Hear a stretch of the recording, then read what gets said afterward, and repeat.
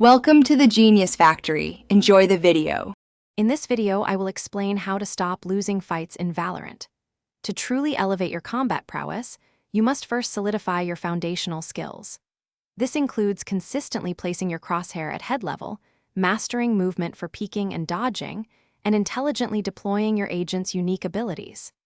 These core elements are the bedrock upon which all advanced combat techniques are built, giving you a significant edge in every engagement.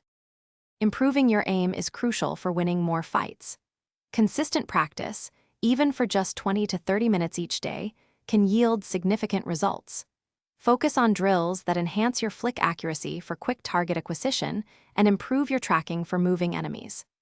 Additionally, understanding and mastering weapon recoil patterns will allow you to maintain precision during sustained fire, turning more engagements in your favor.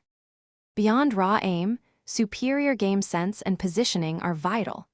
Always be aware of the map and potential enemy locations to predict their pushes. Leverage the peeker's advantage by quickly swinging corners to gain a fraction of a second on your opponent.